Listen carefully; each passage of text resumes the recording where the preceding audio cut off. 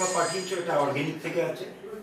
এই কোশ্চেনে দেওয়া আছে যে যদি কম্পাউন্ডটাকে তোমরা দেখতে পাচ্ছ এটা হচ্ছে মিথাইল সাইক্লোহেক্সিন, তাকে ওজোনোলাইসিস করা হয়েছে। তারপর N2H4OH- যদি এই পার্টটাকে তুমি আইডেন্টিফাই করতে পারো, এটা হচ্ছে তোমার Wolff-Fishner রিডাকশন। তাহলে এইটাকে যদি আমরা ওজোনোলাইসিসে নিয়ে যাই তাহলে প্রোডাক্টটা কি তৈরি হবে বলো তো? তাহলে প্রোডাক্টটা তৈরি হবে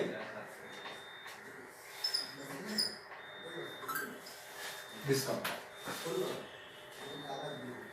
তারপর বলছে Wolff-Fishner রিডাকশন। নিশ্চয়ই যদি তোমার মনে আছে Wolff-Fishner রিডাকশনে কি হয়, carbonyl part get reduced to methylene part. এই কনসেপ্টটা যদি অ্যাপ্লাই করো তাহলে এই কম্পাউন্ডটা তোমার হয়ে যাবে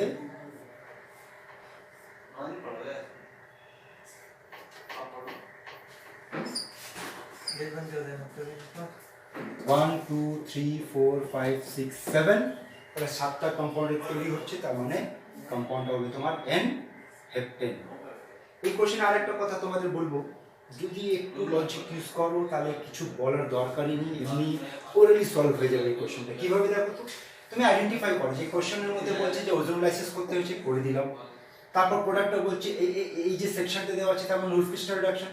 এটা তোমাদের জানা উচিত যে Wolff-Fishner রিডাকশন সবসময় হাইড্রোকার্বন তৈরি করে, অ্যালকেন তৈরি করে।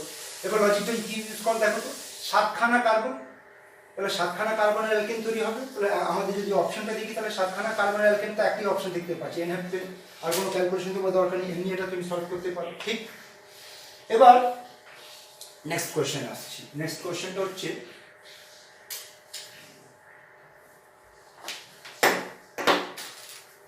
যেটা তোমরা পাঠিয়েছো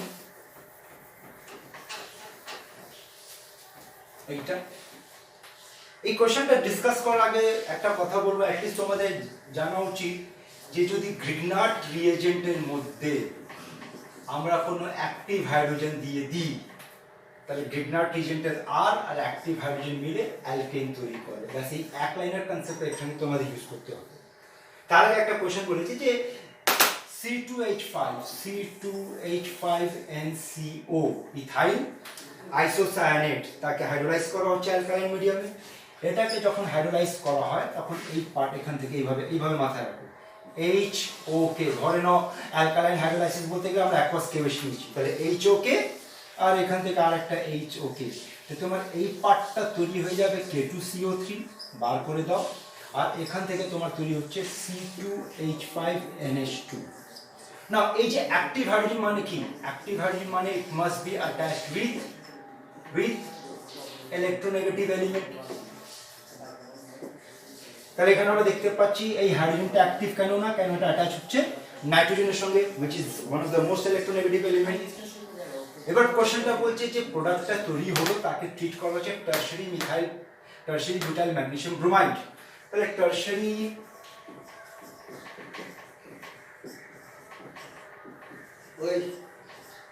ম্যাগনেসিয়াম ব্রোমাইড, তাহলে এই কম্পাউন্ডটাকে যদি আমরা ট্রিট করি অ্যাক্টিভ হাইড্রোজেন, আর এই অ্যাক্টিভ হাইড্রোজেন সোর্সটা হচ্ছে আমাদের এই পার্টটা, তাহলে কি হবে এখান থেকে যেটা বললাম গ্রিগনার্ড রিএজেন্টের আর H, তাহলে এই পার্টটা একসঙ্গে দিয়ে দিলাম আর এই H, তাহলে কি তৈরি হচ্ছে এটা তৈরি হচ্ছে তোমার isobutane. So compound answer will be your isobutane. এবার চলো নেক্সট কোশ্চেনে আসি। নেক্সট কোশ্চেনে দেখতে পাচ্ছি, হ্যাঁ এটা একটা ভালো কোশ্চেন আছে, দেখো কোশ্চেনটা দেখো কি দিয়েছে। কোশ্চেনে তোমার বলছি যে একটা আয়নিক কম্পাউন্ড আছে, মলিকুলার মাস 60 FCC, তার সঙ্গে তার এসডেন দিয়ে দিয়েছে 5 অ্যাংস্ট্রম। বলছে যদি 5% স্কটকি ডিফেক্ট হয় তাহলে তার ঘনত্ব ডেনসিটি কত হবে। তাহলে আমাদের ডেনসিটি যে ফর্মুলাটা আছে সেটা মনে করো Z into M/A³ into N। এবার যদি মানগুলো বসাই তাহলে M এর মান তো 60 করে দিয়েছে, এখানে 60। A হচ্ছে 5 অ্যাংস্ট্রম, কিন্তু অ্যাংস্ট্রমটাকে যদি আমরা সেন্টিমিটার নিয়ে যাই এটা হবে 5 ইন্টু 10⁻⁻8 এর কিউব ইন্টু Na। অবভিয়াসলি আমরা জানি Na টা হচ্ছে 6 ইন্টু 10⁻23। খেলাটা হচ্ছে এখানে Z। দেখো কিভাবে, যদি 5% স্কটকি ডিফেক্ট হচ্ছে তাহলে স্কটকি ডিফেক্টে কী হয় মনে আছে? দেখো তো, স্কটকি ডিফেক্টে হচ্ছে যে পার্টিকেলগুলো নিজের ল্যাটিসটা ছেড়ে বেরিয়ে যায়।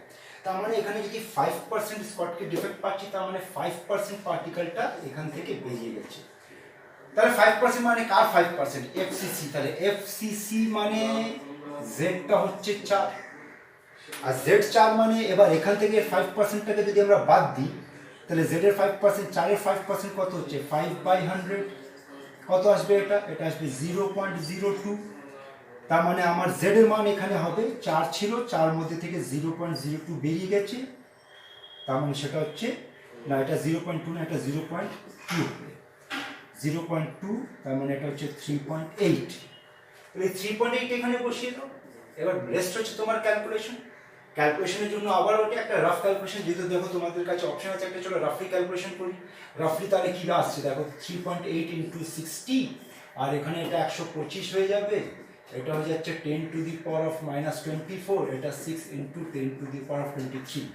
বা রাফলি যদি আমরা ক্যালকুলেট করি, আগে 10-এর পাওয়ারটাকে সলভ করে নাও, তাহলে এখানে রয়ে গেল 10⁻⁻1, এটা কেটে দাও, এটা হয়ে গেল 10, দরকার 5 দিয়ে কেটে দাও 5 2, এটা 25, আর ব্যাস এইটুকু। এবার এবার এবার একটু যদি রাফলি ক্যালকুলেশন করো, এটাকে এখানে দিয়ে দাও, তাহলে এটা কি হবে? ডেসিমাল শেষ, এটা কেটে গেল। তাহলে কত আসছে বলো রাফলি? এবার দেখো, এটা হচ্ছে 40, একটা 40 ধরে নিলাম, 40 × 80, 80/25। 80/25 মানে 3 পয়েন্ট সামথিং আসা উচিত। এই তো 3 পয়েন্ট সামথিং আমার এই আনসারটা হবে। অপশন এটা দেখে নেবে সেটা।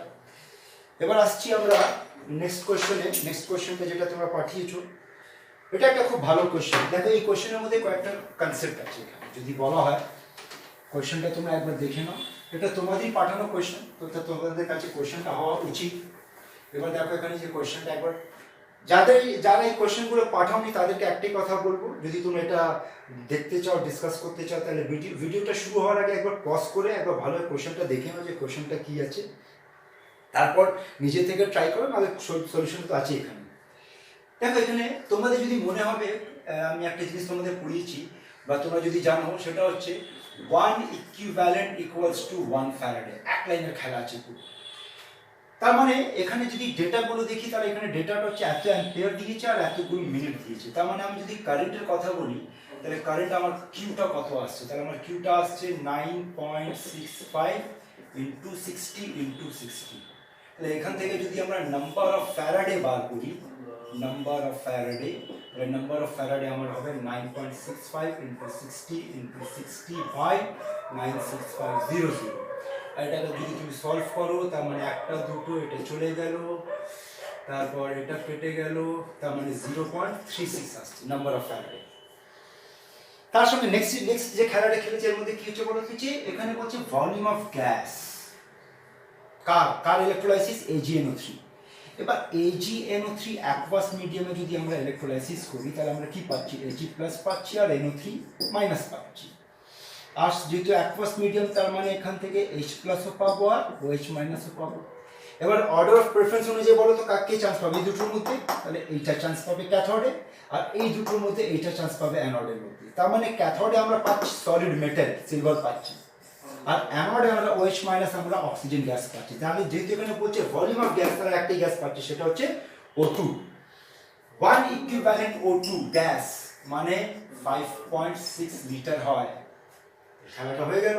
কত ইকুইভ্যালেন্ট আমার কাছে? এত ফ্যারাডে, মানে এতটাই ইকুইভ্যালেন্ট, আর 1 ইকুইভ্যালেন্ট মানে এত। তাহলে ভলিউম অফ গ্যাস কত বেরোবে বলো? তাহলে ভলিউম অফ গ্যাস বেরোবে 0.36 × 5.6। আবার একটা রাফ ক্যালকুলেশন করে, এটাকে রাফলি ধরে নাও 4.4 ধরে নাও, 5 × 0.42, 2 এর কাছাকাছি আনসারটা হবে এটা।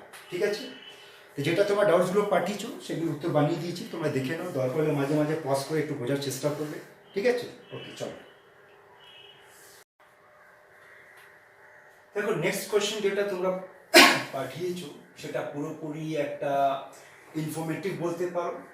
এখানে কোনো নিউমেরিক্যালস নেই বা কোনো কনসেপ্ট নেই। দেখো কোয়েশ্চেনটা বলছে, which of the following statement is incorrect about redox titration? এই যে 4টি অপশন আছে, 4টি অপশন কিন্তু তোমার NCERT বই থেকে দেওয়া আছে। এই 4টে পয়েন্টগুলো যদি তোমাকে জানতে হবে, তার জন্য তোমাকে NCERT বইতে যাও। NCERT বইতে গিয়ে যদি তুমি যাও, তাহলে দেখো আমি তোমাকে ওখান থেকে একটা স্ক্রিনশট দেখাচ্ছি NCERT থেকে। এটা তুমি পেজ নাম্বার 277 পেয়ে যাবে, সেখান থেকে পুরো কোশ্চেনটা ফেলেছে। তুমি এনসিইআরটি বই থেকে পুরো থিওরিটাকে পড়তে পারো।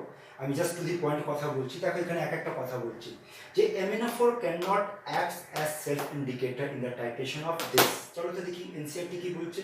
এনসিইআরটি বলছে যে MnO4 acts as self indicator, তার মানে এটি আমাদের আনসার হয়ে গেল। দেখো তো এখানে MnO4 ক্যান নট অ্যাক্ট, আর এখানে বলছে MnO4 can act as self indicator.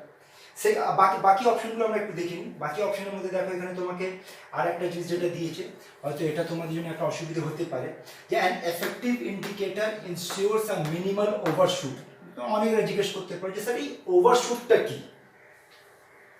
এবার দেখো বেশিরভাগ তো মিশনের বাচ্চারা, আমি জানি যে তোমরা প্র্যাকটিক্যাল তো করোনি, হয়তো এই পার্টটা তোমরা নাও জানতে পারো, কিন্তু ওভারশুটের মধ্যে যদি সোজা একটা সিম্পল ল্যাঙ্গুয়েজে বলে টাইট্রেশন করার সময় আমাদেরকে খুব একটা মেপে বা ক্যালকুলেটিভ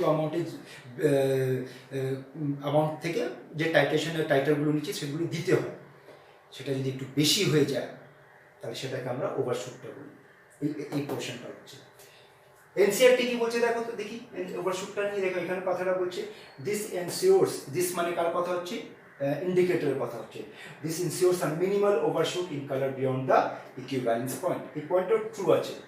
এবার দেখো এখানে বলছে CR2 is not a self indicator. তবে এনসিইআরটির মধ্যে যদি তুমি যাও তাহলে তুমি ওখানে পাবে যে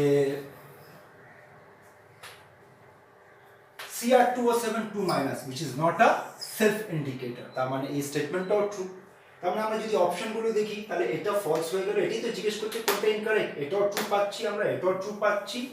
আর লাস্ট যদি অপশন যাও, এটাও এনসিইআরটি তার পরের লাইনে দিয়েছে, দেখে নাও এটা ওই পেজ নাম্বার 277 নিচে যদি যাবে তাহলে এখানে দিয়েছে after addition of starch the liberation of iodine from the reaction of CO2+ ions on iodide ions an intense blue color appears। তাহলে তোমরা তো এটাই অপশন হচ্ছে, দেখো এখানে যে অপশন দিয়েছে যে ইন্টেন্স, মানে অ্যাজ ইট ইজ দেখে না, জাস্ট কপি পেস্ট করে দিয়েছে ওখান থেকে। তার মানে তুমি যদি এই এনসিইআরটি বই থেকে এই পেজটা যদি ভালোভাবে পড়তে পারো তাহলে এই টাইপ অফ কোশ্চেনগুলো তোমরা আনসার দিতে পারো। তার মানে এখান থেকে বলতে পারি যে এই কোশ্চেনের সঠিক আনসারটা কি হলো, তাহলে আনসারটা আমাদের 1 হলো। ঠিক আছে।